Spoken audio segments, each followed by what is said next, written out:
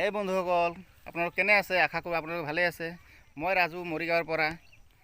বন্ধুসকল, বহুত দিন ধৰি মোৰ এটা ব্লগিং কৰাৰ ইচ্ছা আছিলে, মোৰ এটা মনৰ হেঁপাহ আছিলে ব্লগিং কৰিম, কিন্তু ভয় লাগে, সাহস নাপাওঁ, ভাল হ'ব নহ'ব, কৰিব পাৰিম নোৱাৰিম ইত্যাদি বহুত কথা চিন্তা কৰোঁ। আৰু ঘৰৰ মানুহৰ লগত আলোচনা কৰিলে তেওঁলোকে মোক আৰু ডিম'টিভেট কৰি দিব লাগে, য'ত মটিভেট কৰিব লাগে যে কৰা বুলি, কিন্তু ঘৰৰ মানুহবিলাকো মোক ডিম'টিভেট কৰি দিয়ে।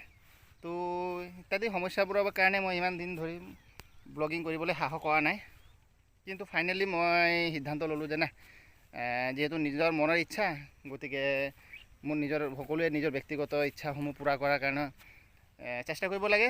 ময়ো ফাইনেলি সিদ্ধান্ত লৈ মই ব্লগিং কৰিবলৈ ওলাই আহিছোঁ। এইটো মই ফাৰ্ষ্ট ব্লগিং কৰিবলৈ মই ব্ৰহ্মপুত্ৰ নদীৰ পাৰত আহিছোঁ। আৰু এটা মোৰ নিজৰ এটা সমস্যাও আছে, মই কেমেৰা ফেচ কৰাৰ এক্সপিৰিয়েঞ্চ খুব কম, একেবাৰে নাই বুলি ক'ব পাৰি, কিয়নো মই মোৰ গেলাৰীত বিচাৰিলে মোৰ এটা ভাল ফটো, আনকি মোৰ ফেমিলিৰো এটা ভাল ফটো বিচাৰি নাপাম। সেইটো লৈ কিন্তু মোৰ মিছেছৰ লগত বেয়াকৈ জেং লাগিয়ে থাকে।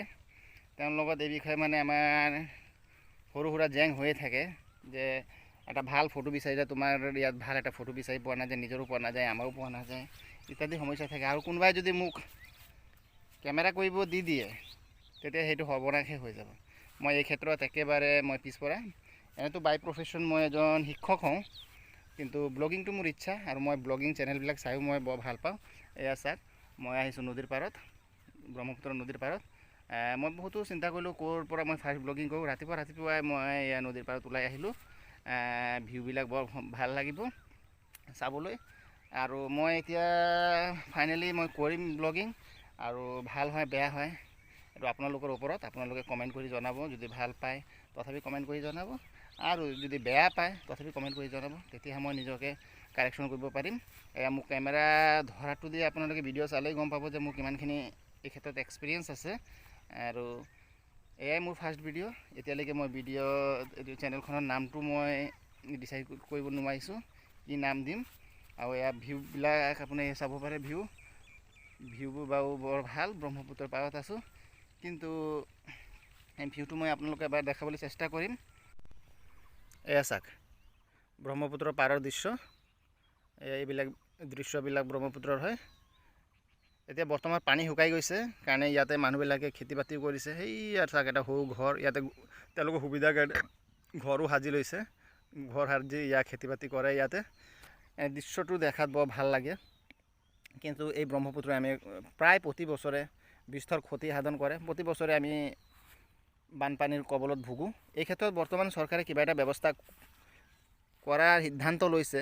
এইটো ৰিজাল্ট কি হয় পিছলৈ আপোনালোকক জনাবলৈ চেষ্টা কৰিম।